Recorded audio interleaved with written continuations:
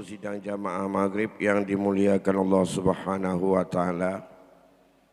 Kembali kita lanjutkan pengajian kita berkaitan dengan mawaris atau peninggalan orang mati ini, di mana salah satu daripada unsur ahli waris yang tidak mendapatkan kesepakatan sejak pada masa sahabat sampai kepada masa tabi'in dan sampai kepada para imam mujtahid berkaitan dengan ahli waris zawil arham. Yang dimaksud dengan ahli waris zawil arham dalam kelompok ahli waris yang ada hubungan kekeluargaan dan hubungan nasab antara orang yang meninggal dunia dengan orang-orang yang ditinggalkan ini di dalam kehidupan dunia ini, mereka yang tidak disebutkan oleh Allah dalam Al-Quran dan mereka tidak disebutkan di dalam hadis Nabi sebagai ahli waris, tapi mereka masih ada hubungan darah, hubungan kerabat antara orang meninggal dengan mereka yang ditinggalkan. Orang-orang yang disebutkan oleh Allah di dalam Al-Quran yang ada hubungan darah dan juga ada yang disebutkan oleh Rasul di dalam hadisnya hanya 21 orang ahli waris. Yang ahli waris itu yang disebutkan 21 ada di dalamnya dua kelompok. Kelompok yang mendapat kadar tertentu dan kelompok yang mendapat asabah. Di luar daripada 21 itu masih banyak hubungan darah, hubungan kerabat antara orang mati dengan ahli waris yang tinggal, tapi mereka itu tidak disebutkan di dalam Al-Quran dan hadis. Mereka itulah disebut sebagai ahli waris zawil arham yang ada pada kategori atau urutan yang ketiga. Yang disebut di dalam Al-Quran dan hadis, ahli waris adalah yang perempuan hanya 8 orang. Anak perempuan, cucu perempuan dari anak laki-laki, ibu si mayit, nenek daripada mama ibu, saudari kandung, saudari sebapak, dan saudari seibu. Hanya 8 orang itu saja yang disebutkan oleh Allah. Selebih daripada yang 8 tersebut tidak termasuk daripada isteri karena dia itu hubungan perkawinan bukan hubungan kerabat. Mereka disebut bukan sebagai ahli waris zawil furud dan asabah, tapi mereka di luar itu zawil arham. Saya ulangi, ahli waris yang disebutkan oleh Allah dalam Al-Quran dan dalam hadis oleh Rasulullah hanya 8 orang wanita dari kelompok kaum Hawa. Yang pertama anak perempuan, yang kedua cucu perempuan daripada anak laki-laki, yang ketiga ibu si mayit, yang keempat nenek pihak ibu, yang kelima nenek pihak ayah, yang keenam saudari kandung, yang ketujuh saudari sebapak, yang kedelapan saudari seibu. Hanya 8 orang itu saja yang ada dalam sebutan ayat dan hadis sebagai ahli waris dari kelompok perempuan. Sedangkan dalam kelompok laki-laki yang disebutkan di dalam Al-Quran dan Al-Hadis, yang pertama anak laki-laki, yang kedua cucu laki-laki dari anak laki-laki, yang ketiga ayah, yang keempat kakek, yang kelima saudara kandung, yang keenam saudara sebapa, yang ketujuh saudara seibu, yang kedelapan anak laki-laki saudara kandung, yang kesembilan saudara anak laki-laki saudara sebapa, yang kesepuluh paman kandung, yang kesebelas paman sebapa, yang ke-12 anak laki-laki paman kandung, dan yang ke-13 anak laki-laki paman sebapa. Hanya 13 orang itu saja. 13 tambah 8 jumlahnya 21. Itu ahli waris dari kelompok kerabat yang disebut dalam Al-Quran, dan ini sepakat seluruh para ulama, sepakat para sahabat, dan itu tidak ada sanggahan dan dakwaan. Bagaimana kaum kerabat yang lain yang tidak disebutkan daripada yang 21 tadi? Itulah yang diperselisihkan. Semua ahli waris yang masih ada hubungan dekat dengan si mayit, di luar 21, 8 perempuan, 13 laki-laki, inilah yang disebut dengan zawil arham. Hingga dalam istilah ahli faraid, zawil arham adalah kerabat-kerabat yang tidak mendapat mereka fardu yang dikadarkan di dalam kitab atau sunnah, dan mereka tidak juga posisinya sebagai asabah. Maka tiap-tiap orang yang ada hubungan kerabat dengan si mayit dan mereka tidak ada jalan untuk mengambil secara kadar tertentu, dan tidak juga ada kadar untuk mengambil dengan jalan asabah sisa, mereka disebut dengan zawil arham. Di antaranya seperti cucu laki-laki dan cucu perempuan dari anak perempuan, seperti bibi dari pihak mama atau paman pihak mama, abang atau adik laki-laki mama si mayit, atau bibi pihak ayah, mabit ataupun makcik atau siapa macam sebutan kita daripada pihak ayah. Begitu juga anak perempuan daripada saudari, saudara kandung dan saudari kandung yang perempuan. Itu tidak disebutkan dalam kelompok 13 yang laki-laki dan 8 dalam perempuan. Mereka itu disebut zawil arham. Kelompok zawil arham ini terjadi perbedaan pendapat tentang mereka menjadi ahli waris atau tidak. Apa mereka mendapat pusaka atau tidak. Berkaitan dengan ini, terpecah pada 2 kelompok paham. Yang mana kelompok paham yang 2 macam ini, satu kelompok mengatakan ahli waris zawil arham mendapat warisan walaupun urutannya pada urutan yang keempat.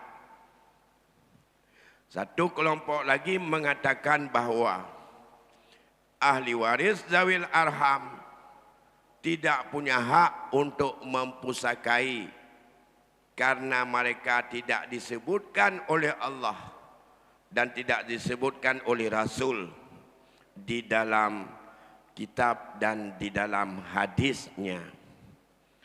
Kelompok yang pertama yang mengatakan bahawa zawil arham bukan ahli waris, iaitu pada imam mazhab yang pertama Imam Syafi'i, yang kedua Imam Maliki. Dan orang-orang pengikut Syafi'i dan pengikut Maliki pada periode awal, yaitu periode sampai pertengahan abad ketiga Hijriah, disebutlah para sahabat-sahabat Syafi'i dan sahabat-sahabat Maliki yang mutakaddimin, bukan mutaakhirin. Perbedaan daripada pandangan Maliki dan pandangan Imam Syafi'i ini mengikuti pada pandangan sahabat, yaitu Ibnu Abbas, dan juga pandangan daripada Zaid bin Sabit. Ibnu Abbas, Zaid bin Sabit, bila tidak ada zawil furud yang ditentukan 12 orang kelompok ahli waris, tidak ada ahli waris yang mendapat sisa, yaitu kelompok penerima asabah, maka diberikanlah pusaka itu kepada pengambil asabah sababiyah bila dia berangkat dari budak, atau kita kenal dengan urung pemerdeka mereka, dan orang-orang ahli waris daripada orang yang pernah memerdekanya. Kalau mereka tidak ada, langsung berarti itu milik Baitul Mal. Itu pendapat Zaid dan pendapat Ibnu Abbas dari kalangan sahabat, dan pendapat itulah yang diikuti oleh Imam Malik dan oleh Imam Syafi'i. Kemudian kelompok satu lagi yang kedua, yaitu pendapat sahabat Ali bin Abi Thalib dan Sayyidina Umar dan Ibnu Mas'ud, dari sahabat-sahabat besar radhiyallahu anhum, yaitu diikuti oleh mazhab Hanafi dan Ahmad bin Hambal, di mana antara dua kelompok ini menurut mereka zawil arham lebih berhak untuk dapat warisan dibandingkan dengan Baitul Mal untuk kemaslahatan daripada umat Islam itu sendiri. Alasan masing-masing. Sedangkan alasan daripada orang yang berpendapat bahawa zawil arham tidak punya hak, di mana yaitu pendapat Maliki dan Syafi'i, dua alasan yang paling menonjol. Terserah nanti mau ambil yang mana. Alasan yang pertama, al-aslu fil mirasi ayyakuna binasin syara'iyyin qati'in min kitabillahi aw sunnati rasulih wa laysa fihi nasun qati'un yadullu ala turisi zawil arham. Lihaza yakunul qaw bitawarisihim la mustanad dalahu wala dalilun alaihi wa huwa batilun. Dasar tentang masalah pusaka mempusakai, waris mewarisi, adalah nas syara' yang pasti, yaitu sumbernya dari isyarat kitab dan sunnah Rasulullah. Kalau demikian, masalah zawil arham tidak ditemukan nas yang pasti yang menunjukkan mereka bisa mewarisi. Lihaza, oleh karena inilah adalah orang yang berpendapat dengan saling mewarisi mereka, la mustanad dalahu, tidak ada sandaran baginya. tidak ada dalil atasnya, maka pendapat itu batal. Ini keras juga pendapat ini yang menolak zawil arham. Alasan yang kedua yang menolak, su'ilan Nabi sallallahu alaihi wasallam an mirasil ammati wal khalati faqala akhbiruni Jibril alla syai'un lahuma. Ada yang bertanya kepada Nabi sallallahu alaihi wasallam tentang pusaka khali dan ammah. Ammah adalah bibi pihak ayah. Khalah adalah bibi pihak mama. Kak mak, adik mak yang inang, kakak mama yang inang, itu khalah. Ya. Kalau adik mamaknya disebut khalatun saghiratun. Kalau saudara perempuan dari mamaknya itu lebih tua, itu disebut khalah kabirah, bukan khalah saghirah. Nah, itu. Kalau ammah itu adalah bibi pihak ayah. Baik itu kakak dari ayahnya ataupun adik dari ayahnya yang perempuan. Masalah ubud dengan raya kakak dengan adik dalam Islam disebut dalam bahasa Arab dengan ammatun saghirah, menyo adik mak, menyo adik ya inang, atau ammatun kabirah kalau memang saudara perempuan dari ayahnya itu lebih tua daripada ayah dia.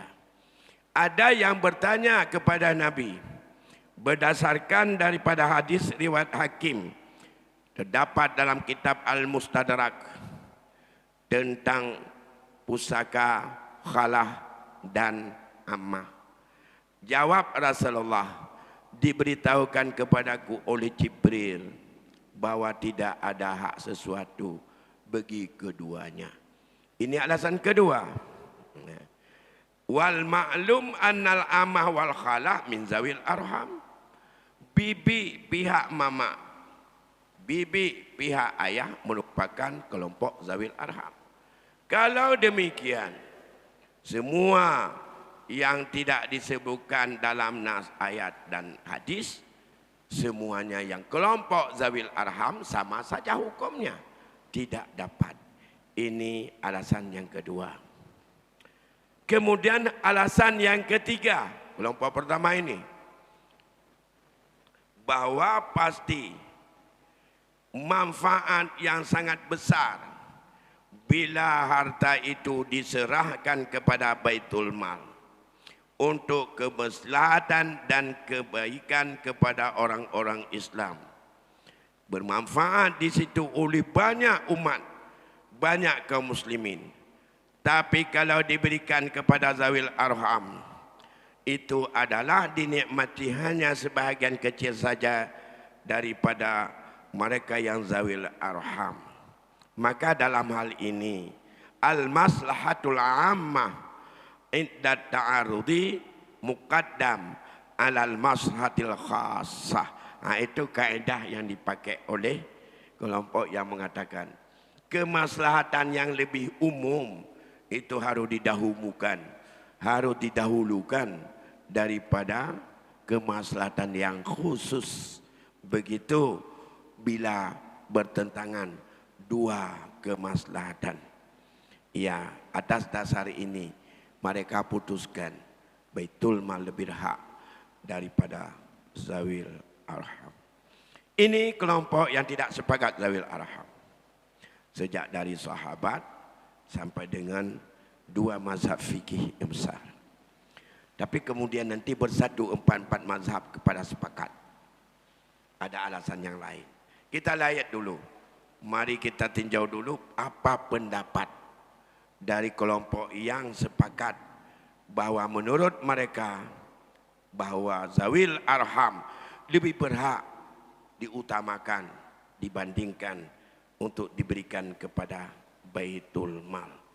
yaitu mazhab Hanafi dan mazhab Hambali mengikuti pendapat Ibnu Umar, pendapat Ali dan Ibnu Mas'ud. Ada beberapa dalil. Ada dalil kitab sebagai itu isyarat umum. Di dalam surat Al-Ahzab ayat 6 Allah berfirman, Bismillahirrahmanirrahim. Wa ulul arhami ba'duhum awla bi ba'dim fi kitabillah. Ulul arham, sebahagian mereka lebih utama dari sebahagian yang lainnya yang ada di dalam kitab Allah dalam Al-Quran. Ini menunjukkan zawil arham itu ulul arham seluruh daripada kaum qarabat. Ulul arham bahagian daripada qarabat, dekat atau jauh. Maka karena mereka termasuk daripada qarabat, ada yang berhak mendapat pusaka sebahagian, ada yang lebih jauh. Ada qarabat yang ditetapkan sudah dalam Al-Quran, tapi masih ada qarabat yang jauh yang tidak ada ketetapan. Kalau demikian, ulul arham yang jauh tidak mesti harus untuk ditinggalkan langsung dan dipakai kepada hukum kepada Baitul Mal. Ini alasan yang pertama. Kemudian alasan mereka yang kedua, yaitu ayat 7 surat An-Nisa yang sering selalu sebagai dasar tentang kewajiban dan ketentuan masalah ilmu faraid ini. Allah mengingatkan lirrijali nasibum mimma tarakal walidani wal aqrabun walin nisa'i nasibum mimma tarakal walidani wal aqrabun. Kata-kata aqrabun di situ menunjukkan bahwa laki-laki maupun perempuan kerabat itu adalah termasuk di dalamnya zawil arham. Ada kerabat dekat, ada kerabat yang jauh. Kemudian juga kalau dilihat di dalam sunnah, dalam hadis, mereka berdalil bahwa Nabi SAW berkata kepada Qais bin Asim, manakala meninggallah Sabit bin Dahdah. Sabit bin Dahdah meninggal dunia. Kemudian Rasul bertanya kepada Qais bin Asim, hal ta'rifuna lahu nasaban fikum? Apakah kamu mengenal bagi Sabit bin Dahdah ini adalah apakah baginya ada nasab di antara kalian? Menjawab oleh Qais bin Asim, innahu kana fina ghariban wala na'rifu lahu illa ibnu ukhtihi Abu Lubabah bin Abdul Munzir. Sesungguhnya ada di antara kami itu orang yang sangat jauh dan kami tidak mengetahui baginya kecuali yang kami kenal, seorang anak laki-laki dari saudarinya yang perempuan bernama Abu Lubabah bin Abdul Munzir. Faja'ala Rasulullah sallallahu misarahu lahu. Lantas Rasul menyerahkan warisan yang ditinggalkan oleh Sabit ibnu Dahdah kepada anak perempuan daripada anak laki-laki dari saudari kandung Abu Lubabah, yaitu kalau anak perempuan, anak laki-laki saudari kandung itu zawil arham. Anak inang dari abang kandung itu zawil arham. Nabi keserahkan kanannya yang nak ahli waris. Sama dengan zawil arham mendapat pusaka. Kemudian mereka juga berdalil daripada hadis Sahal bin Hunayf, manakala ia berkata, apa kata beliau? Kutiba ma'i Umar bin Khattab ila Abi Ubadah. anna Rasulullah qala Allah wa rasuluhu maula man la maula lahu wal khalu warisun man la warisalah. Ada sebuah surat bersama Umar bin Khattab yang dikirim kepada Abi Ubaidah. Apa kata bahwa Rasulullah sallallahu alaihi wasallam pernah mengingatkan kepada kita apa Allah dan Rasul merupakan penguasa ataupun wali orang-orang yang tidak ada wali baginya. Dan khali, nah itu khali. Khali itu abang mak atau adik mak. Itu khali dalam bahasa Arab. Khali merupakan ahli waris. Man la warisalahu, bagi orang-orang yang tidak ada ahli waris baginya. Ini menunjukkan bahwa khali itu zawil arham. Khali adalah saudara laki-laki dari pihak ibu, abang mama atau adik mama. Ini alasan kedua. Hadis ini dikeluarkan oleh Imam At-Tirmizi. Dari dua pendapat itu, ya, bahwa menunjukkan yang berpendapat bahwa zawil arham punya hak untuk mendapat warisan juga kuat.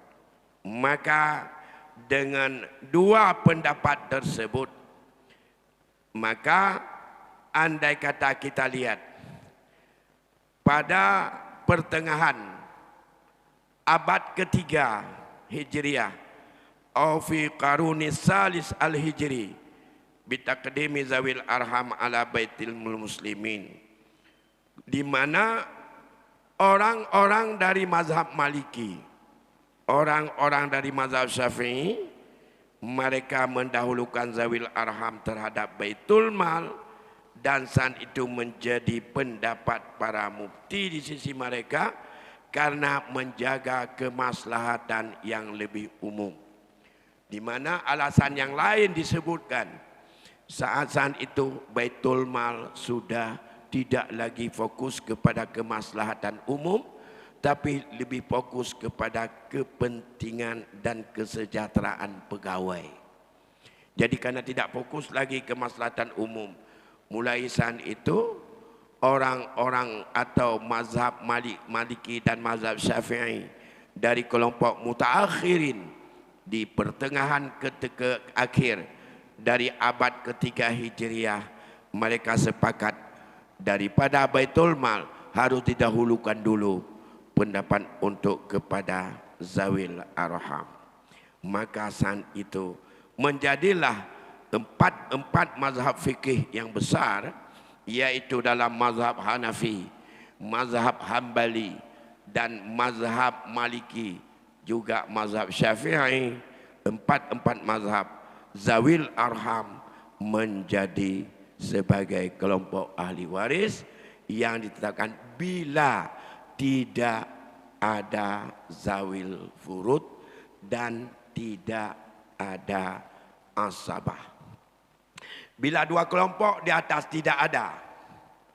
Kalau ada zawil furud, misalnya satu anak perempuan, lain tidak ada, yang menerima asabah tidak ada, tok anak perempuan, hak anak perempuan satu orang diberikan oleh Allah di dalam ayat yang jelas hanya setengah daripada peninggalan orang tuanya. Nisfu in kana lahu wahidun, in kanat wahidatan falaha nisfu, setengah. Sedangkan daripada yang lain ahli waris tidak ada sama sekali. Yang mendapat asabah tidak ada juga. Yang dari 21 orang tadi tambah lagi tidak ada suami atau isteri. Maka selanjutnya yang setengah lagi belum diberikan kepada zawil arham, tapi dikembalikan lagi kepada zawil furud, yaitu kepada anak perempuan setengah lagi. Jadi akhirnya satu anak perempuan dalam fikih bisa mengambil seluruh harta orang tuanya kalau dia sendiri tidak ada siapapun lain kecuali zawil arham, tapi dia cara mengambilnya setengah berdasarkan ketetapan Allah, yaitu sebagai fardu yang ditetapkan, dan setengah lagi dengan jalan pengembalian sisa yang tidak habis oleh zawil furud kepadanya, yaitu pengembalian sisa bukan sebagai asabah. Jadi tetap ketetapan pertama pada setengah, setengah lagi atas jalan rad, istilah dalam ilmu fikih, pengembalian sisa kepada zawil furud yang bukan asabah dan bukan suami istri, yaitu setengah yang sisa tidak ada ahli waris sama sekali, itu dikembalikan kepada anak perempuan. Akhirnya 100% semuanya menjadi milik anak perempuan sebagai penerima peninggalan ahli waris. Tapi bila tidak ada satupun ahli waris, ada seorang yang merantau misalnya ke tempat kita, kita tidak tahu dia ayahnya di mana, mamanya tidak di mana, istrinya sudah ada ataupun dia tahu, dia sebatang kara di sini. Kalau sebatang kara orang tamu datangkah dari mana dan dari bangsa manapun, dia hidup di sini, dia punya kekayaan di sini, dia punya usaha di sini. Kalau dia meninggal dunia, sama dengan zawil furud tidak ada, istri tidak ada, ahli waris jangankan untuk kita bilang apa ada, memang tidak pernah kita kenal siapapun dari ahli warisnya. Bahkan zawil arham pun kita tidak mengetahuinya. Pada kedudukan itulah baru menjadi milik Baitul Mal, peninggalan dia menjadi kas negara, milik Baitul Mal dan dimanfaatkan kepada kemaslahatan umat Islam. Apakah itu untuk keekonominya, apakah itu untuk membantu pendidikannya, apa saja yang dibutuhkan untuk kemaslahatan umat Islam itu sendiri. Kemudian ini baru bisa untuk ke Baitul Mal. Maka dalam kaitan ini ada di antara masyarakat kita yang kadang-kadang tidak melihat kepada zawil arham. Begitu zawil furud tidak ada, anak enggak ada, cucu enggak ada, mama enggak ada, nenek enggak ada, kakek enggak ada, abang enggak ada, anak abang enggak ada, paman enggak ada, siapapun enggak ada. Yang ada perempuan satu orang, cucu perempuan setengah, sisanya kasih ke kas masyarakat atau ke Baitul Mal. Itu salah. Itu salah. Lihat kepada hubungan yang bukan dari ahli waris yang 21 orang itu. Lihat daripada garis karung dalam bahasa Aceh. Nanti kan kita lihat bagaimana cara mengambil pusaka zawil arham. Maka walaupun hari ini kalau dilihat di dalam KHI tidak ada zawil arham sebagai kelompok ahli waris. Dalam kitab fikih, empat mazhab sekarang adalah menjadi kelompok ahli waris pada urutan keempat.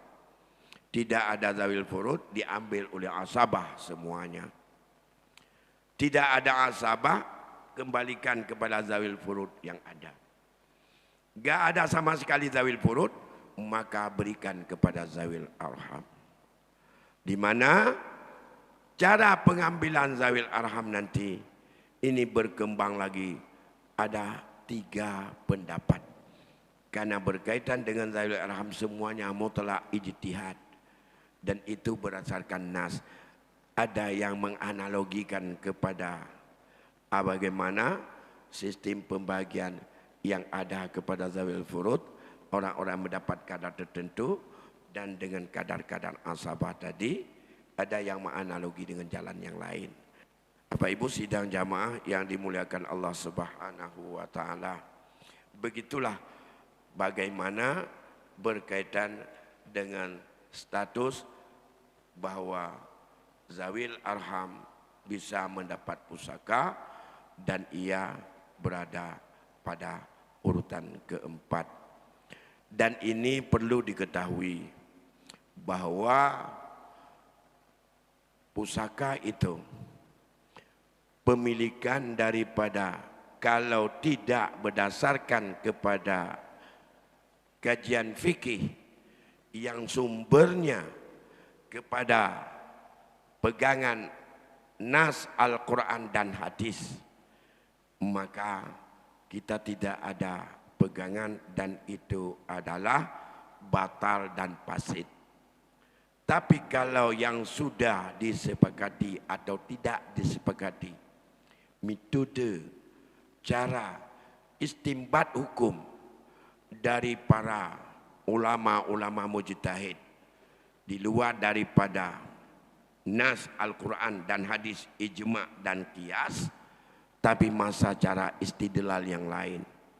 Bisa saja dengan analogi dalam bentuk uruf, boleh dalam bentuk istishab, boleh dalam bentuk al-maslahah al-mursalah, boleh dalam bentuk dengan mazhab sahabat, boleh dengan bentuk mazhab man qablana. Semua itu adalah metode ijtihad yang dibenarkan dalam rangka kita untuk berpegang kepada hukum dasar, yaitu nas Al-Quran dan hadis. Tapi kalau tidak mengacu ke sana, mengacu hanya kepada logika semata-mata, tanpa ada metode ijtihad yang bisa kita pertanggungjawabkan kepada sumber nas dan Al-Quran dan hadis, maka itu lagha dan itu batal. Kalau batal, tidak legal, tidak halal dimiliki oleh seorang yang hidup dari peninggalan orang yang meninggal. Dua-dua metode itu, uruf salah satu sumber hukum yang dibenarkan. Tapi syarat-syarat sebuah adat atau huruf yang paling banyak berkembang berkaitan dengan masalah memiliki atau pengalihan hak milik, asal tidak bertentangan dengan ayat, dengan hadis, dengan ijma', dengan qiyas dari dalil-dalil syarak, boleh kita pegang. Tapi andai kata berhadapan dan bertentangan dengan ketentuan ayat, al-hadis, ijma' dan qiyas, itu adalah uruf, itu disebut dengan uruf yang batil. Uruf yang batil tidak sah menjadi dalil syarak untuk kita pegang sebagai seorang mukmin dan muslim, untuk kita jadikan sebagai landasan untuk kita memiliki pengalihan daripada peninggalan orang meninggal kepada kita sebagai orang hidup. Maka silakan kita mengacu kepada adat, tapi adat yang ada perlu untuk kita cross check, lihat apakah tidak bertentangan dengan ketentuan ayat dan hadis. Seperti apa yang berlaku dalam masyarakat kita, bahwa setiap pemilikan itu adalah berlaku untuk tidak dibagi-bagi dan dikelola sama-sama oleh seluruh ahli waris. Katanya ahli waris, tapi belum tentu yang sepakat itu ahli waris. Ini adalah sangat berbeda dan timbul bermacam kekeliruan bila dilihat dalam konteks syar'i. Dan ini sering sudah pernah kita lemparkan walaupun tidak secara rinci daripada beberapa sub dan ketentuan tersendiri. Mengingat waktu Isya sudah masuk, sampai di sini dulu kajian kita malam ini. Malam lain nanti akan kita kaji bagaimana cara membagi pusaka bagi ahli waris zawil arham. Semoga kita semuanya tidak pernah bosan, tidak pernah jenuh untuk mempelajari ini dalam rangka kita supaya tidak pernah kita rela yang diingatkan oleh Rasul, ilmu ini jangan cepat dilupakan dan mati serta cepat dicabut oleh Allah. Lebih kurang saya mohon maaf sampai di sini dan saya padadi wabillahi taufiq wal hidayah wallahu alam bisawab. Wassalamualaikum warahmatullahi